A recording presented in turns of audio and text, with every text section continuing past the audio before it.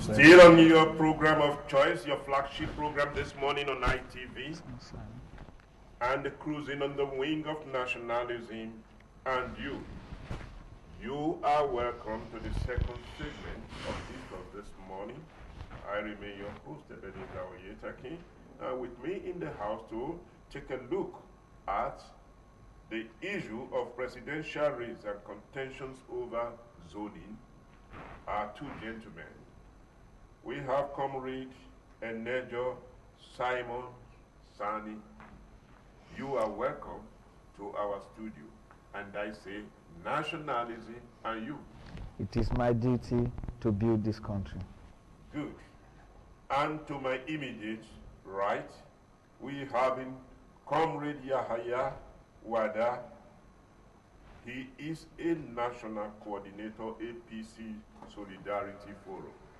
Welcome to our studio, and nationalism and you. It's my responsibility to contribute towards building this country. Thank you, sir. Very well. You are both welcome. Thank you. Now, so much interest in the presidential race. People are coming up from all angles, and political parties are talking about zoning, zoning, zoning. What is your take? My take, sincerely, is neither here or there. The issue of zoning is not a bad idea. And we have 6 geopolitical zones in the country. I feel if we consolidate on zoning, every zone will have a feel of presidency, and that will give national cohesion and a sense of belonging. But Nigeria, as it is battered today, battered and chartered, allow me to use that word, our economy is going down.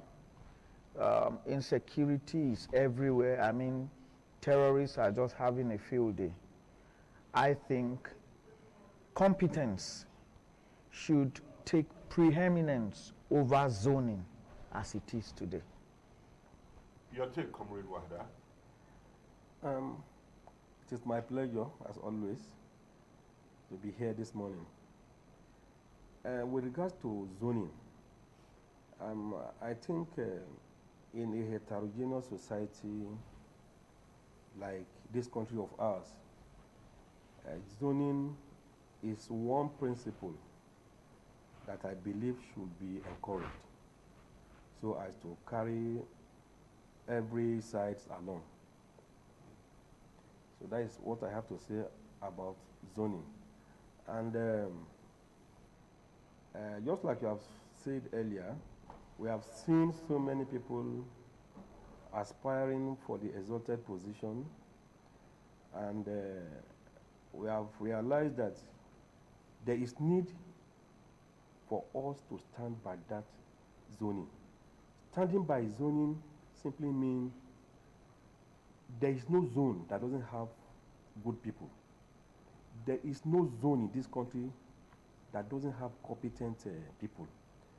All we need to do is, once it is zoned to a particular, it may not be in our constitution, though to some extent we can say it is in our constitution. That is when we talk of this principle of federal character. It may not be, the nomenclature in the constitution may not be zoning, but whether we like it or not, we have it somehow in the constitution. Then with regards to political parties, I want the political party, if at all they want the unity, stability, and peace of this country, the 2 major political parties, that is the APC and PDP, they should adhere to that zoning formula. As of today, would you say in affirmatively that any of the 2 major political parties have been able to effectively zone the presidency to a particular zone? The 2 parties, as of today. Well, which of the party have, or the 2 of them have taken to zoning? Okay, is that to me? Yes, yes. I think the APC has zoned presidency to the south. And that is the finality? Yes, sure? yes, as at the last time. If they don't get to change it, because anything can happen in politics. But PDP constituted a 37 zoning committee panel. They are yet to come up with their report. As at the last time I checked. Because as of 2 days ago, the governor of Rivers State is saying that anyone who is against zoning is an... Yeah, but he also made a statement very recently that if the 37-man panel comes up with a zoning to the north, he will support any candidate. Okay. Yes. So, and you know, it is the APC that is pushing vehemently for this zoning. And if you look at it as it is today, the zone that has not produced either president or vice president since the return of democracy in 1999 is the southeast. Are you sure it is southeast? Yes. That is wrong. Has the North Central produced president? No, even Northeast have not produced. Has Northeast produced president? No. Because we are having since your yes, and you said it. Yes. But the Northeast has produced a vice president. Okay. Yes. Not Central. North Central, yes. No. The North Central has neither produced president or vice president, so North Central. But in terms of agitation and push, yes, you know that the Southeast has been very loud. They have been very loud on the issue of zoning of presidency to their place. This zoning issue has always been contentious with us. It has always been contentious. For example, it came up during the era of Jonathan and the rest of it. You don't have to contest because it has been zoned to the north. And incidentally, he contested and he won. It seems that we are repeating history because now people are agitating that the two political parties should zone to the south, whether it is southeast, southwest, or south-south. And we have also seen big political figures from the north coming out and say, I am contesting, and the rest of it. What are we not getting right?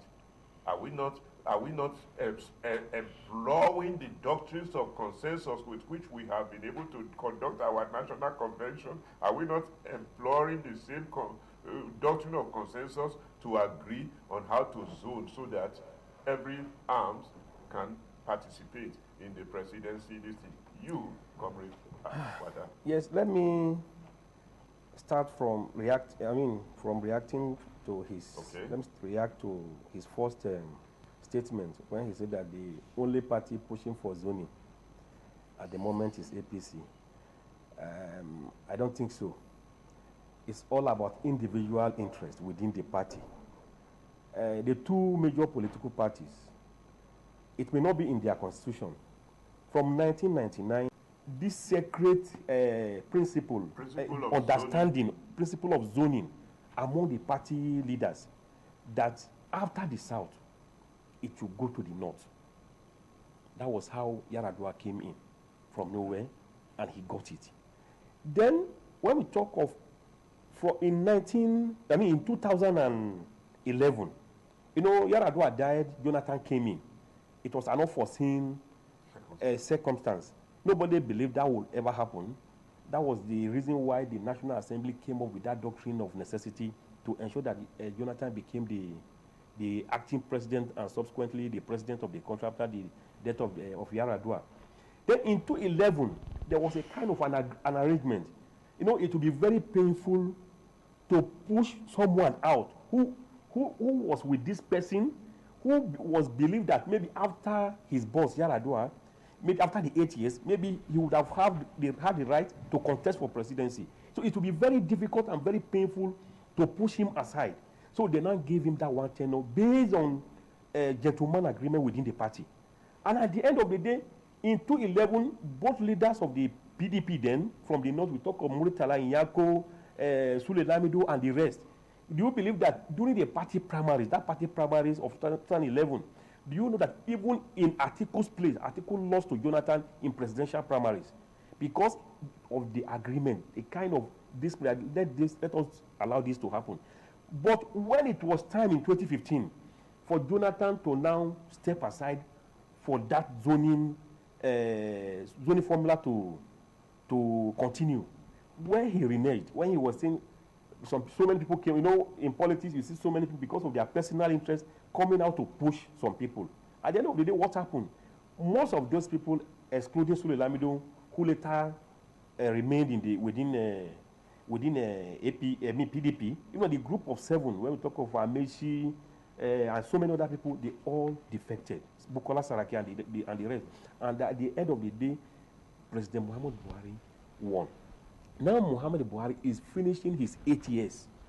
So we don't expect the party ticket of both political parties. We don't expect it to go back to the north after someone have done 8 years in the north.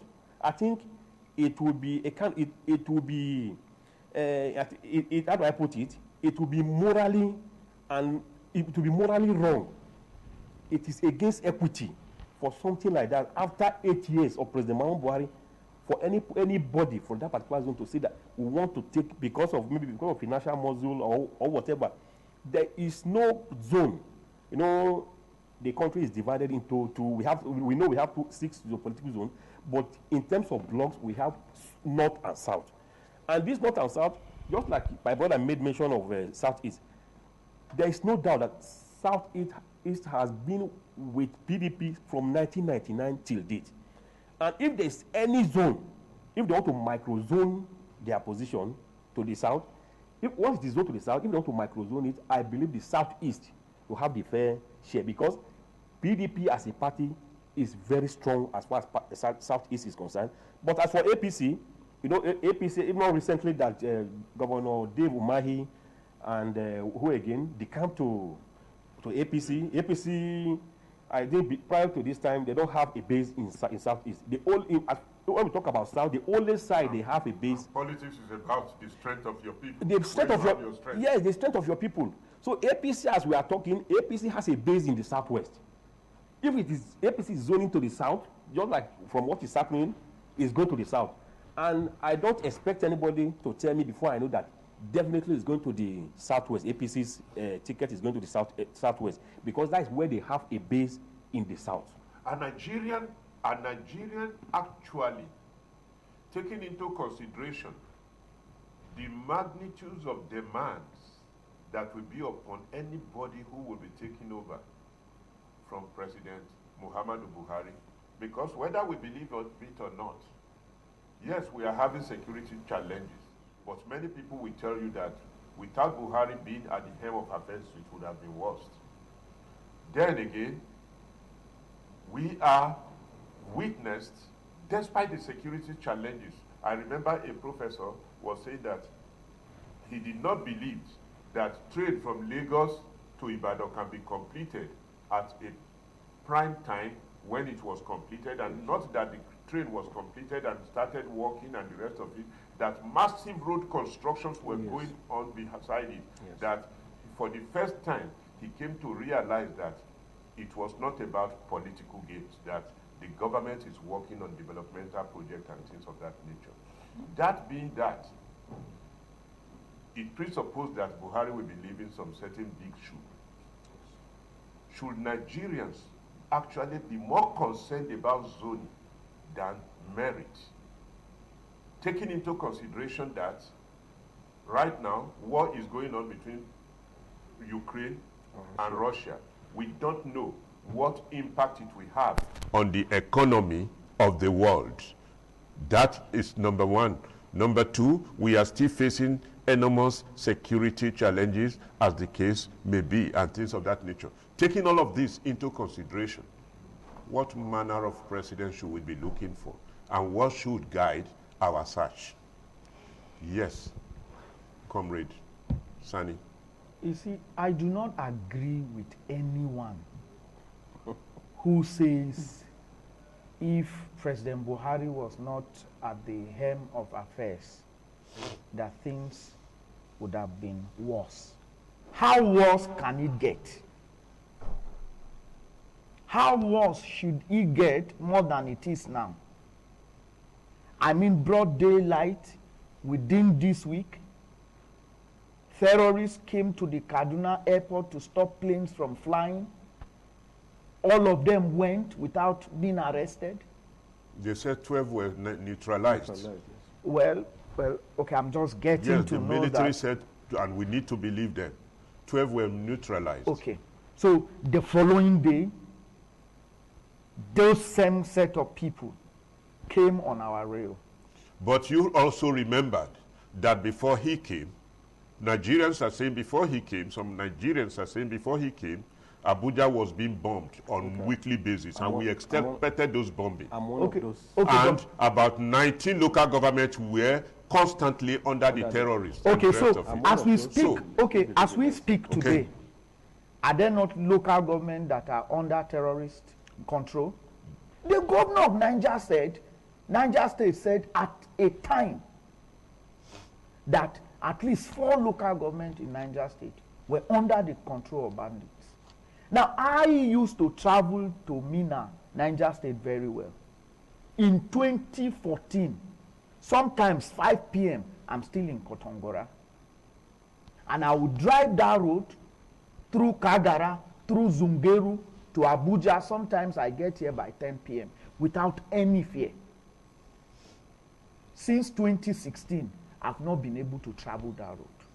The truth of the matter is, rather than will be that, are you not sure that when you create a particular system that is already threatening and it is inherited, and someone come and displace that system, then the system will permeate and people probably run to take over. You don't think that is what is taking place? You see, okay, and then I also like to, before I answer this question, I'd like to react to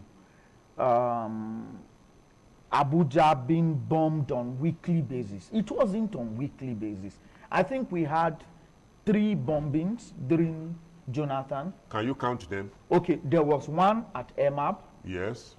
There was one, the first that broke into the IG's convoy. Yes. And then there was one at Nyanya. You forgot Eagle Square? I want to say something. Okay. You forgot Eagle Square. So that's 4. Then you forgot Kubwa Road, Madala. Okay, that's 5. Do you forgot that about 3 times in Nyanya? Yes, sir, can I come in? 3 times. No, Let me the reason why I am in position to be reminding you is that I have a cut on my head as a result of the bombing in Imam. And I couldn't enter any plaza for more than 3 years due to trauma. Phobia. Okay. So be that as it may. So what should we be looking for? A competent president? Is it what we should be looking for? A zone influence president. Now, as far as I am concerned, yes, what we should be looking for is competence. I agree with my brother that there's no zone in this country that does not have competent hands. And I also want to agree with you that in trying to zone and micro-zone is also an element of consensus. Now, as it is right now, it's a general consensus that Nigeria has not been as disunited as we are right now. Many and majority hold that view. You don't think that is a political make-believe? No, it's not. Because among the people, we are not seeing the disunity among we the people. Yes. So, your take. Yes, I think the question was whether we should look for competence or we should adhere to zoning, whichever. Just like from when I started my comments, I made it very clear that there is no zone that doesn't have competent people. Okay. For example, if you go to the south today, within the party which I support, APC for example, we have the like of Professor Yemi Osinbajo. The few times he was acting, he acted on behalf of the president. We saw. You are not campaigning for him here. No, sir. No, sir. Because we will not tolerate that. I'm very sorry for that, You should come and pay if you want to campaign. I'm very sorry, sir. Yes. Okay, the issue is that we have people, very good people from the south, just like we also have from the north. So, competent people from the south should be given the opportunity. Then, with regards to this issue of prior to the emergence of President Muhammad Buhari, that we had some security challenges in the country before he came on board. I'm one of those people who also share the belief that if President Muhammad Buhari had not won election in 2015, Nigeria as a whole would have been overrun by terrorists. That is the belief I have. Just like you said, I was in Nyanya when that bomb blast, the first one, that massive one happened. I collected a ticket. What took me back was I forgot something. A recharge card someone gave me to give to somebody in my office. I returned back with the ticket. On sitting down, I saw Pastor Tude Bakari delivering lecture on, I think on Channel Television also. And I waited, said, let me listen to this man. After like 2 seconds, I had that massive blast. That's how I escaped. The second one, my wife narrowly escaped. 3 days later, we ran from Nanya back to the town. So many, this day bombing, Kuje bombing. See, and all our roads were shut into 233 and barricaded. All our roads we were living in palpable fear. You will see people coming from a particular place. When you have double, in fact, like four lane, you only use only one lane. One lane. And you see soldiers. See, and those one lane lead to traffic congestions, which makes us a serious target of bombing. We will be in the office. The next thing you hear bomb scare, everybody will run out of office. So we were living a kind of in fears. In as much as I know, we still have challenges. I went to Mishika. I passed through Mubi to Mushika. In Mubi, I passed through a bridge. I passed through ground. There was a bridge that was bombed by Boko Haram. I saw the banks that were bombed by Boko Haram. They showed me their headquarters in Mubi. I went to Mishika. I know of a person. You know, in 2015, Buhari lost in Mishika local government. That election. He lost. It was when I got there, you know, I tried to find out. When people were saying, it was God that brought this man to save them, to liberate them. That their father, them and their father, as old as his father was, that they trekked through the bush to get to Yola. These people took over everywhere. But as we are talking, in as much as I know, we still have challenges. Those people were pushed to one side. Banditry. In 2014, do you know why the news of banditry was not as loud as it is today? Because Boko Haram overshadowed them. In this place called, in Kaduna State, there's this place called, what is the name of this place? I've forgotten. It's one of the bad, this area in Brini, I've forgotten the name of that place. And so many places. Bandits were operating. It was even reported that even helicopter, that's what we had then, that helicopter was even bringing some certain things for them. But those news were not loud because we had a problem that was higher. Now let us take this dimension. Don't let us forget that we are treating the issues of zoning, the necessity to look for competent hand to handle Nigeria, yes, and to take over, step into the shoe of the president, which some Nigerians considered as big, and some may have their right to consider it as small, and the rest of it, whichever way, and the rest of it. Because I was heading somewhere. Okay, random. You know, you say something that we need someone who can easily take off from President Muhammad Buhari. Yes. You made mention of Lagos-Ibadan rail that was constructed within 3 years, 2017 to 2020. It was started and completed. We need someone who can do that. The Vice President flagged up that railway in 2017. I'm calling the Vice President again. In 2017. And before we know, it was over. So we need someone who can easily, who have that foresight, who can ensure these things continue. Thank you so much. Now, all of this issues are issues that are supposed to be taken into consideration when we are looking for who should handle the nation. The issues of security, the issues of transformative development, and the rest of it. Whether you believe it or not, the second Niger bridge is raising to completion. And the president promised us, I will commission and ride upon it before I goes out, and that kind of a thing. In the midst of security challenges, so much development are going. We stopped importation of rice from 95% importation to over 90% home consumption and things of that nature. Whether we believe it or not, there is a performance. There is a performance. We are not also denying that there are challenges and things of that nature. But many Nigerians are concerned that as we are raising towards 2023, that there seems to be an intentional aggravations of attack and reenactment of terror activities. And many Nigerians are saying, do you people think that political gladiators, political aspirants, and things of that nature are not involved in this? Because we watch it on film, particularly Filipinos film. Whenever election is coming, politicians create make-believe security that are threatening and the rest of it. Your take on this? What role is politicians playing in aggravating our security challenges? Everything rises and falls with leadership. If politicians are the ones doing this, then government should fish them out. If they know how to conceal themselves very well, Uncle. How?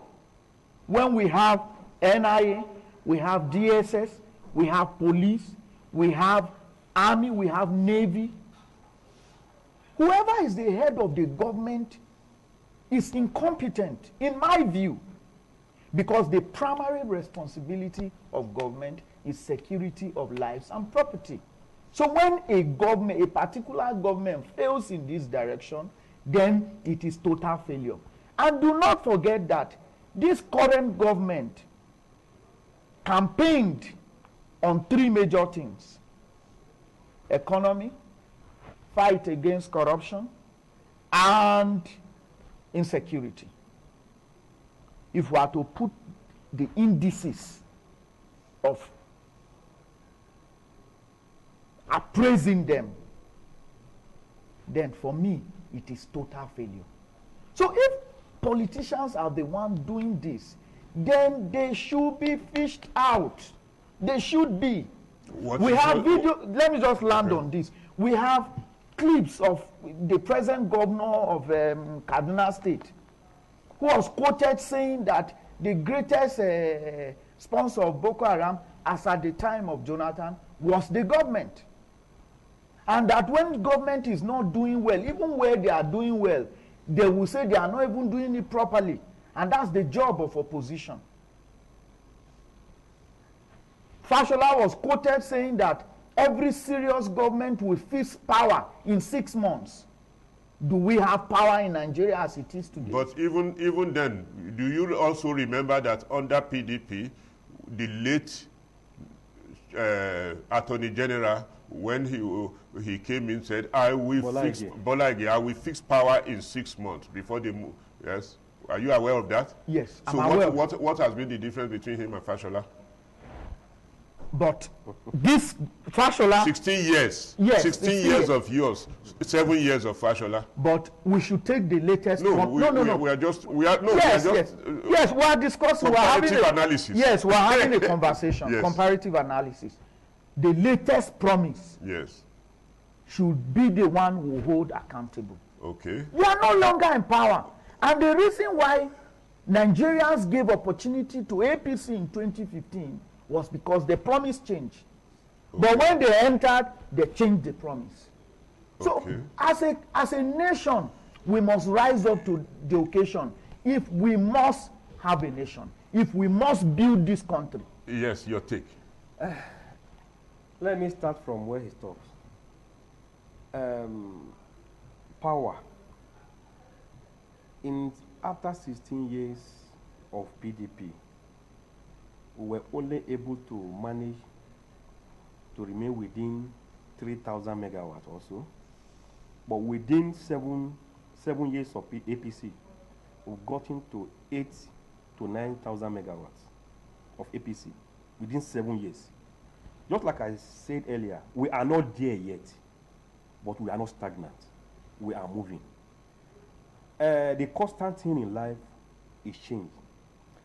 And the good thing that any leader can do to his people is to ensure that there is progressive growing of the country. Before now, from Ajokuta to Itakpe to Warri, we had a railway, and a railway that was started by President Muhammad Buhari. I mean, General Ibrahim Babangida. It was abandoned in 1986. Do you know, last year, I went through to Warri through that rail line 2 times. Completed by Buhari, and new coaches available as we are talking now. We are not there yet, but we are moving. 2017 to 2020, Lagos Ibadan Railway was started and completed. We are not there yet, but we are moving on.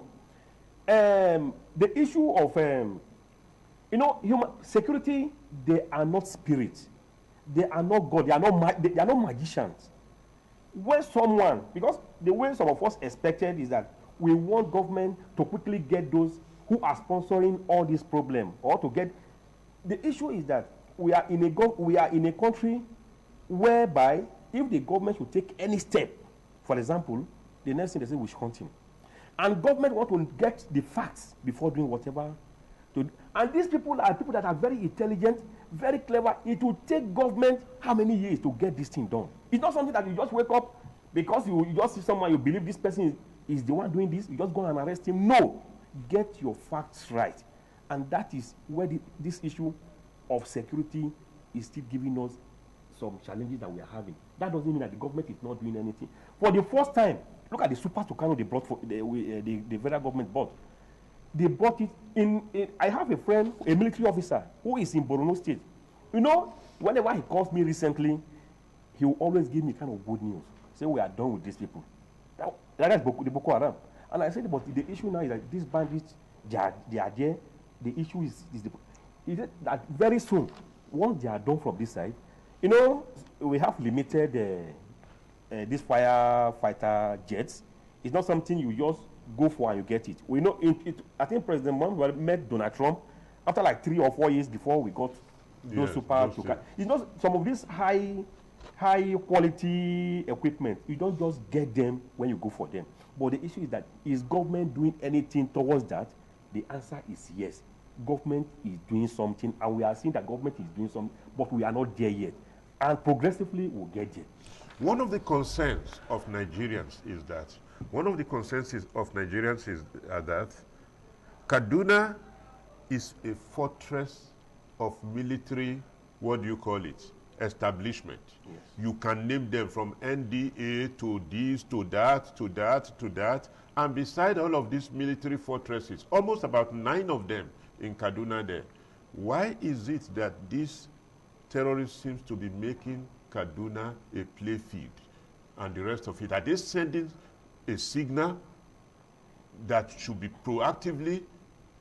So that's the concern. You know, one of the major reasons why I've seen an escalation in terrorist attacks in Kaduna is because of the position of the governor of Kaduna State, when he made it clear that he will never negotiate with the government, that he will never negotiate with any terrorist. When he told them, you know, maybe he was so confident that he is in the midst of military establishments. Thank you so much. As he said, this Malam Sheikh Gumi yes, was trying to a kind of arbitrate between government and.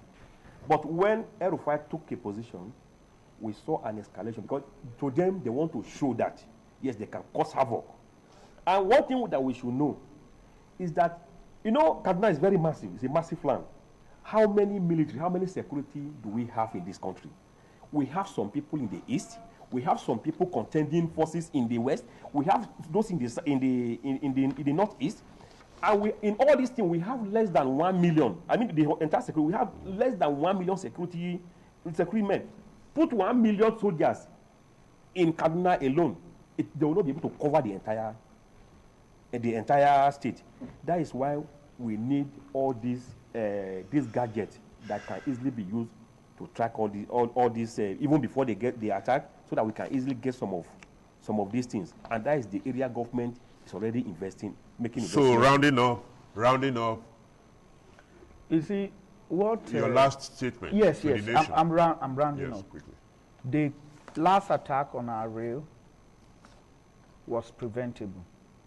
Even the current Minister of Transportation, Rotimi Amici, we saw his frustration on news, how he said that his colleagues. Our time is up, so yes, round up. His colleagues. Your final message. Yes. My final take on yes. this is that government should get to work. They should get to the primary responsibility yes. of governance. Thank you very much. This is how we're rounding it up today on this program, Nationalism and You. But the TMI is still on, and don't change the channel.